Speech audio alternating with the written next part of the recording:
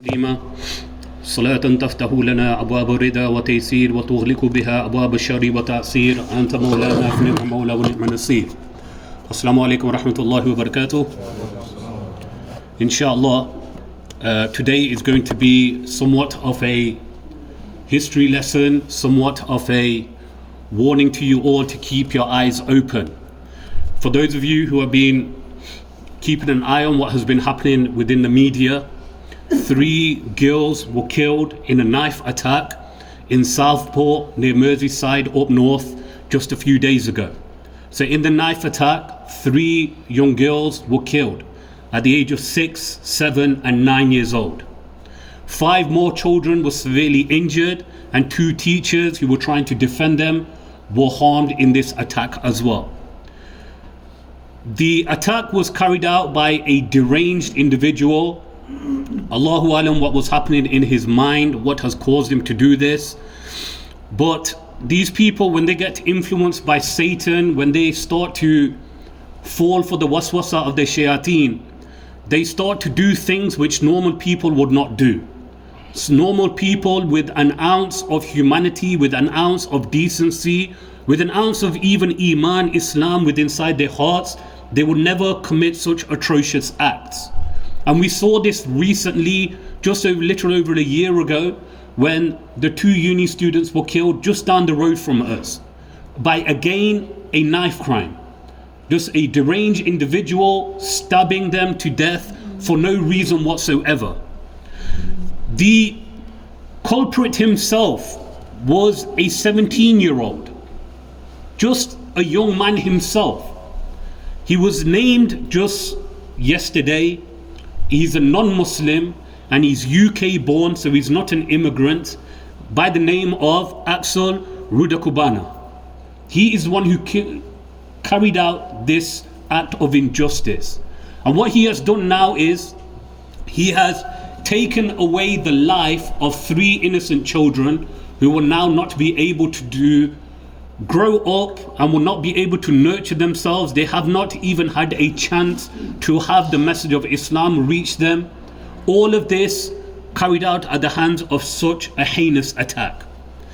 Now, whenever such attacks happen, it's always the online Islamophobes and these Hindu Zionists, we'll call the Hindutva, the begs, they like to jump on the bandwagon whenever it's against Islam. And you have some groups from the Sikhs as well, because the Sikhs, you have 2 groups. You have those who understand the teachings of their Guru Nanak and the role that Islam played with his nurturing, so they respect Muslims. But then within that group you also have extremist Sikhs as well, who dislike Muslims because of the Mughal Empire.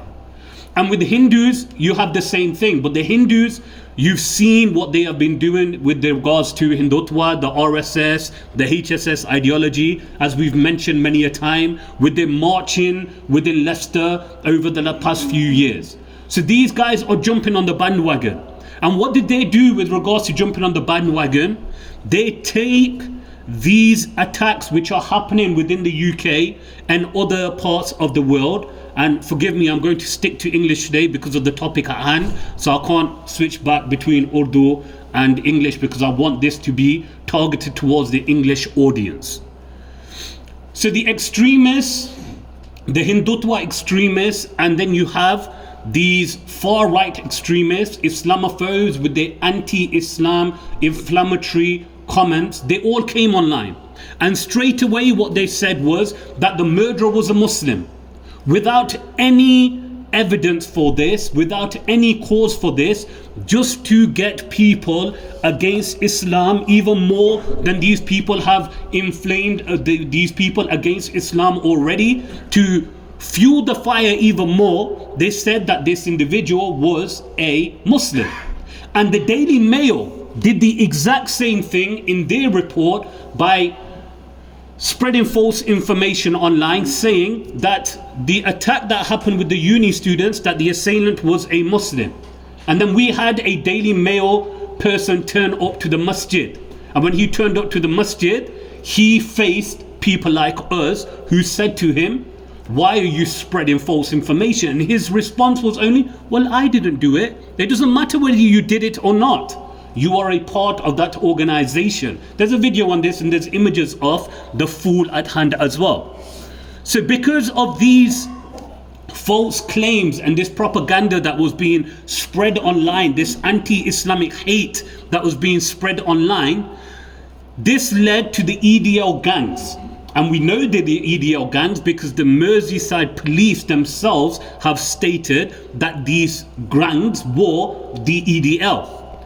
They started to riot and damage a masjid within Southport. They started to attack it. The Imam was inside and there were Namazis that were inside whilst these attacks were being carried out outside. Within this riot, they had no reason to riot at all. So they began rioting. This is just an excuse for them to get drunk, to get intoxicated and go and cause disorder and disrest. So when you have these uneducated EDL members coming out on the media, you can find the videos online. They're still circulating online. They pop up as a meme now and then. When they come out with comments like, we want Britain to be back British, this is not what Britain is. Britain is not attacking your own police service who are there to protect you. So within their attacks, they attacked 39 police officers who were actually seriously injured. And they also set alight a riot van as well. They damaged the masjid and they carried out these despicable actions in the name of Britain and British values and British morals, which has nothing to do with it. So they come out with ridiculous claims like, they want to build a grand mosque in the UK. Well, why don't they go, quote unquote, this is an actual quote, why do they not go and build a grand mosque in Mecca? Yes, these are the types of people that you are dealing with, because they think that there is not a grand masjid in Mecca. And that Muslims want to impose Sharon law, not Sharia law. I don't know what law Sharon has, but we're not interested in that. But apparently, Muslims want Sharon law to be imposed upon the entirety of the UK, which is a falsehood.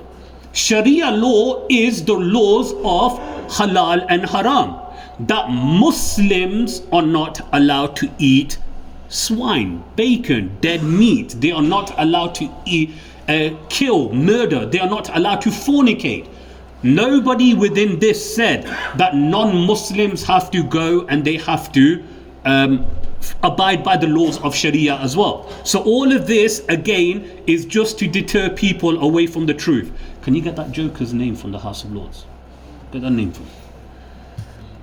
And this comes just after a couple of weeks after Tommy Robinson himself, he spreaded false anti-Islam rumors.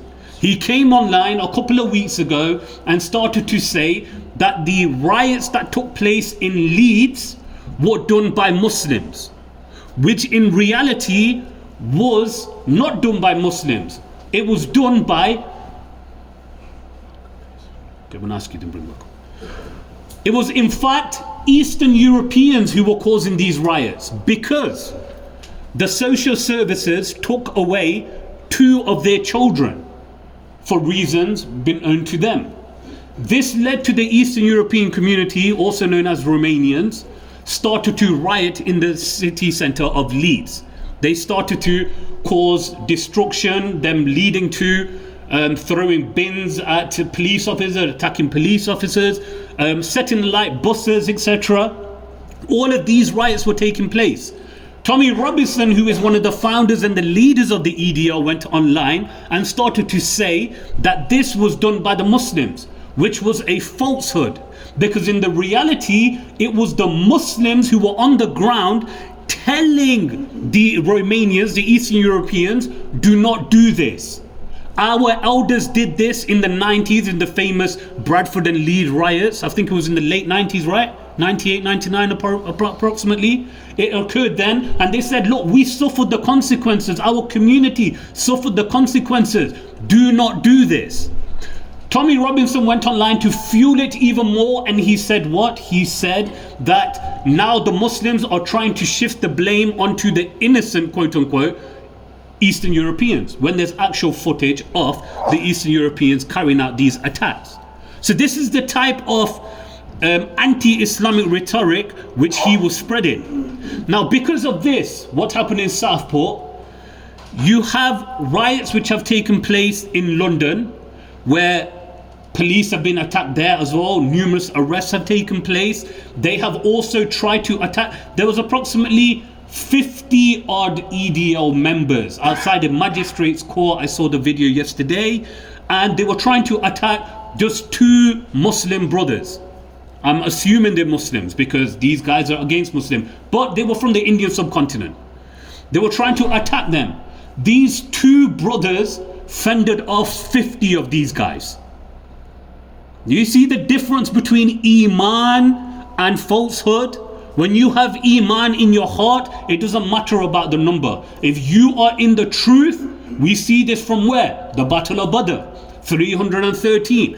3 times the number against them, yet they do not waver. They become successful. Because why? If you are upon the truth, then it does not matter how many of these bigots come towards you. Allah will send His angels to protect you. We know that these riots now are being taken place in London, in Hartlepool. These are being taken or orchestrated even by the EDL, because the people that are there, they are shouting Tommy Robinson's name. They're shouting his name like he is their deity, that he is their God. And they are saying inflammatory statements against Islam, swearing at the religion, swearing against the Prophet of Allah sallallahu alaihi wasallam, swearing at Allah subhanahu wa ta'ala. All of these actions these people are doing. Now, I've mentioned the EDL, but who are the EDL? The EDL are the English Defence League. They are a far-right Islamophobic organisation in the UK who were formed in 2009. The group claims to oppose quote-unquote radical Islam, and they try to claim that they advocate British culture. But if you look in the reality of the situation, from their actions, their reactions, and their rhetoric, and the way their demeanor is, they are not against this quote-unquote radical Islam, but they are against Islam full stop. They have a history of racism and xenophobia. Central to the EDL is its co-founder, Luton-born Tommy Robinson, real name Stephen Yaxley Lennon, who has been propagating the group's extremist views for many years now. He's their face for it. He's well known for it. And you have this hidden Islamophobic scumbags such as Jordan Peterson, who are giving him airtime. They are giving him airtime, and these Rawafid extremist Shias who are giving him airtime to propagate his evil views against Islam. Why are they doing this? If they were not Islamophobic, they would not pay any attention to this evil individual. They will stay away from him. But these people, they give him the platform to spread his anti-Islam hate. The group itself was formed in 2009. A group known as the United People of Luton persuaded hundreds of young white men to go out and riot in response to a protest by a group called Al-Muhajirun against a parade that was held by the Royal Anglian Regiment to mark its return from Afghanistan. So these people, they got up to protest against honoring them because they went and they killed innocent civilians. Because what happened in 2001? Iraq, right? And before that and after that you had Afghanistan. And then you have a domino effect attacking the Middle East. So when these people came back after killing many innocent Muslims in Afghanistan as well, this group turned up to protest. Now I don't know who this group are, I haven't looked into them, but I know on the face of it, our beliefs do not align. Do you know them? No. But I know from the face, on the face of it, our beliefs do not align. However, these people, they went out and started to protest against them. So then this group from Luton, they started a counter-protest. The group attracted hundreds of supporters who wanted to just go get out there, get drunk, get high, bait anti-fascists and shout about Muslims. Tommy Robinson and others, they capitalized on this event to stir anti-Islamic sentiments, and so the EDL was established. This is how it was formed in 2009. The EDL quickly gained attention through its provocative street protests, often marked by violence, racist chanting, clashing with the police and counter-protesters. Now they have another history. They have a history with a group called the National Front. The EDL, for those of you who came over before most of us were even born, will know who the National Front are. National Front, also known as the Skins, who carried out many atrocities within London against the Bangladeshi community up north. And the Bangladeshis, mashallah, people don't mention about this. They fended them off, got rid of them. Yeah, these people don't mention about this. And then the riots which took place in the 90s was because of these guys as well, because this is a group which was formed in the 1967 and gained popularity in the 70s and the 80s for its racist and fascist ideologies. And they promoted white nationalism and they were opposed to immigration. There's been overlap between the National Front, the members of National Front and the EDL. Though they are both separate entities, but the members come together for certain protests. The EDL has in many ways picked up the mantle of the National Front's anti-immigrant and racist agenda, and they repackaged it in a more modern anti-Islamic framework. This is what's happening here. For those of you who know the history of the National Front will see. And they have another link to another political party, because politics has given these people a platform as well. The likes of whom? The British National Party, the BNP. EDL's rise coincided with the decline of the British National Party as an electoral force. Now, Robinson, as I've mentioned, what is his role and why am I mentioning him? Robinson has been the face of EDL and he's instrumental in the growth of EDL. Now I don't know what his problem is with Muslims. I don't know, maybe his mother ran away with a Muslim, or maybe his father, he may be a Muslim and he left him when he was a kid. Allahu Alam, but maybe he got bullied by Muslims in Luton, which is probably not far-fetched, because he's the type of guy that probably would bring on bullying in school. So maybe he's trying to get his revenge now. But whatever it is, he has inflammatory rhetoric and he often frames Muslims as being associated with terrorism and extremism.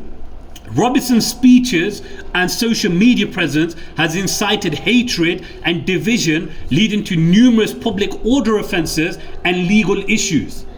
He's been arrested multiple times for his anti-Islamic hate, for his racism, for his fascism.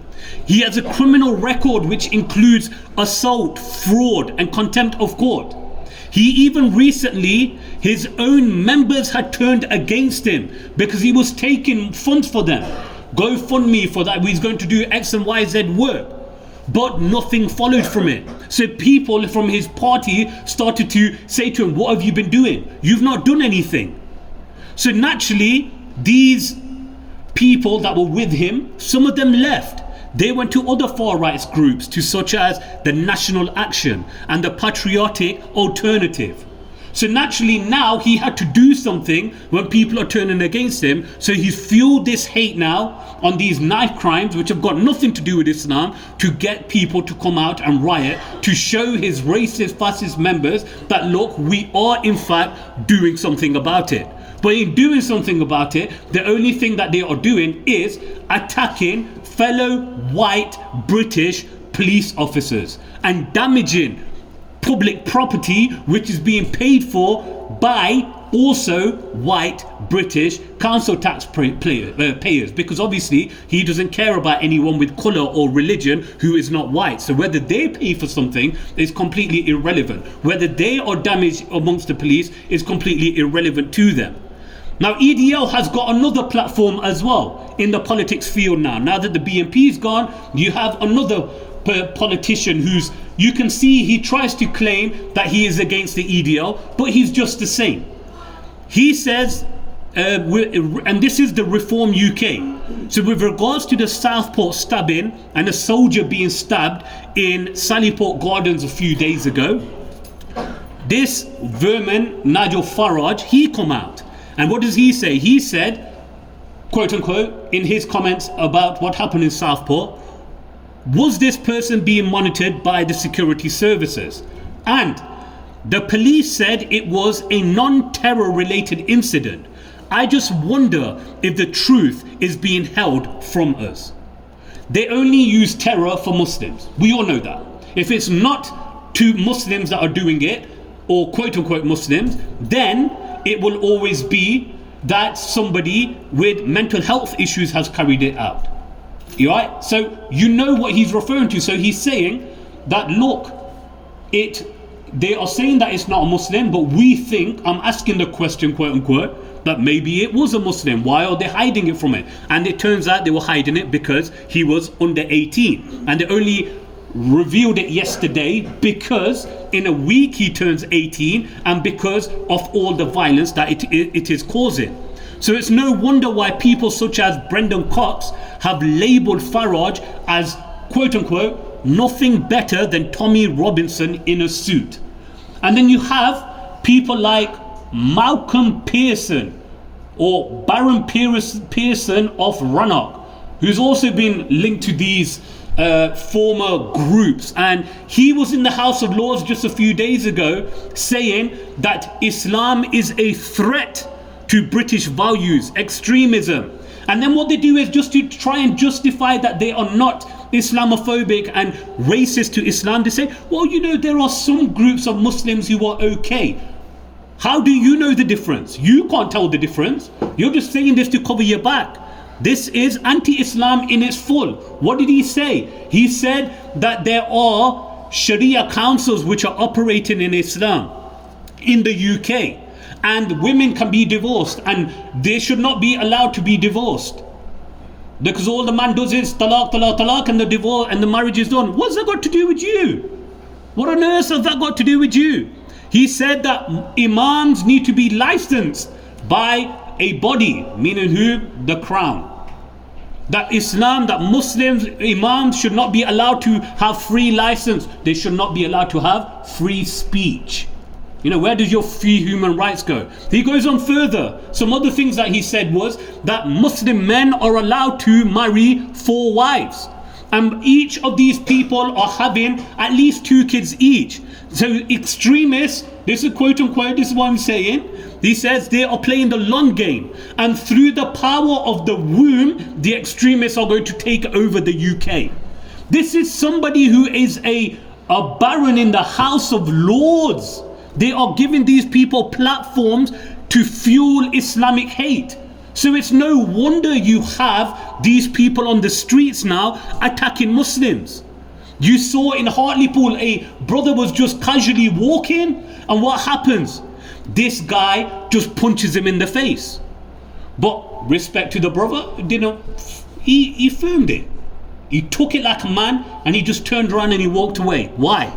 He did the right thing to walk away. He's not a coward. He shouldn't have done anything. What he did was the right thing. When you are outnumbered with so many hundreds of racist, drunk, intoxicated people who are holding weapons against you, if you're going to stand there and think that this is a Bollywood movie and you're going to defeat them all, that's not going to happen. He did the right thing.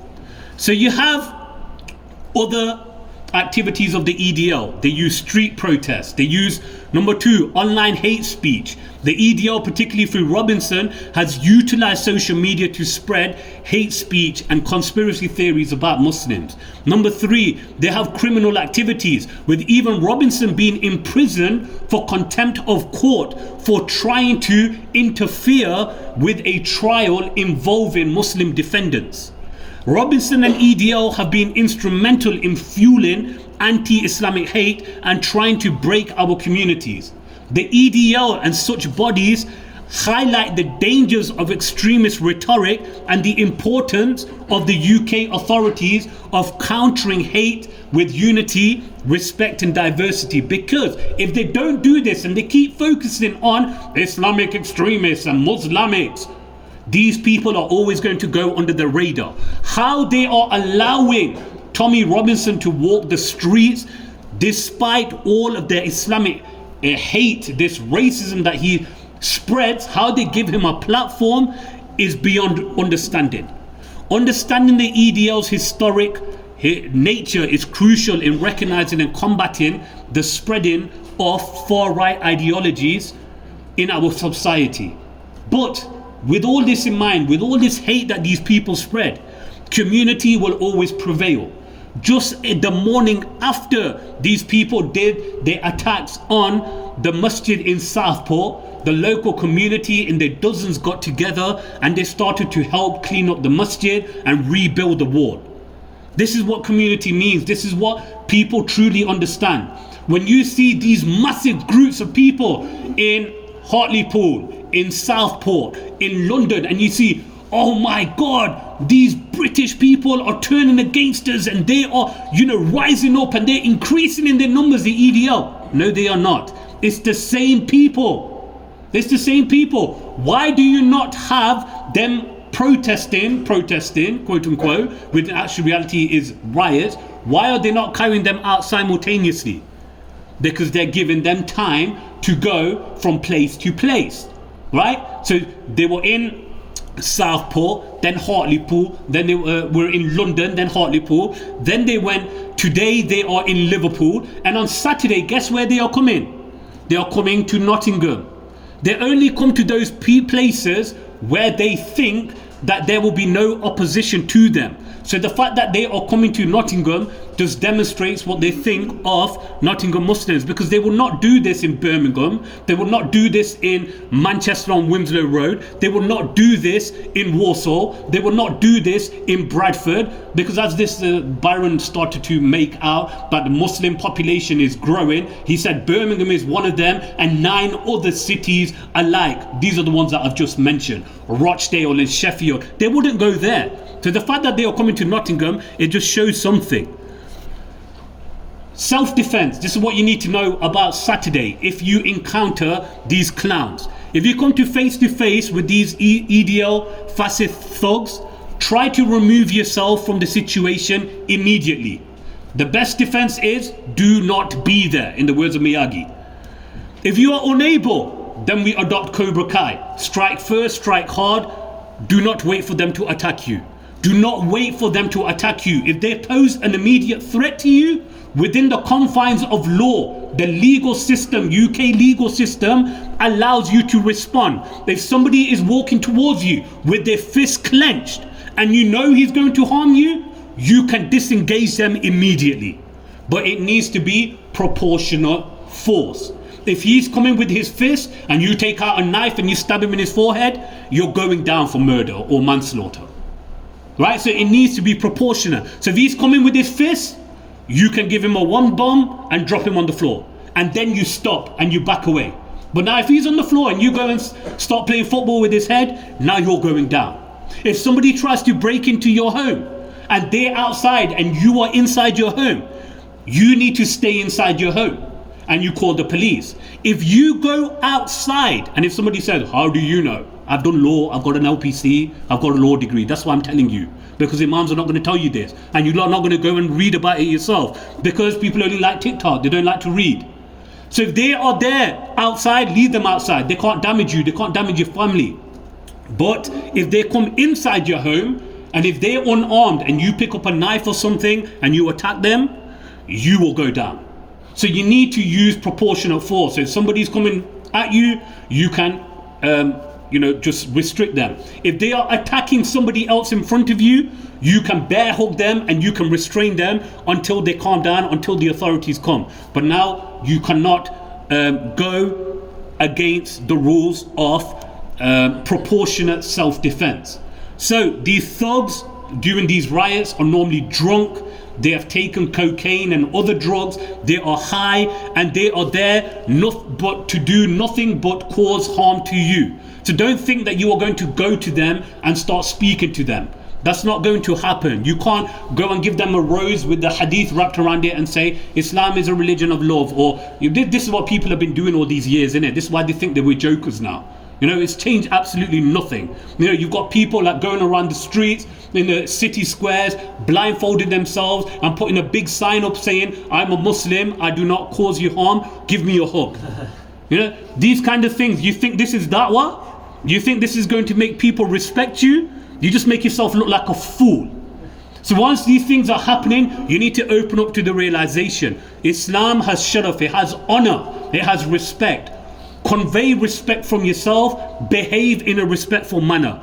Protect yourselves, protect your families, protect your communities at all times, and remain vigilant. We ask Allah subhanahu wa ta'ala to keep us all under His shade of His mercy. And I urge all of you tomorrow, please stay out of the city center, especially the elderly and the women sisters. Please stay out of the city center. Do not go and start fighting with these people, because they're just going to turn it around and they're going to make us look bad.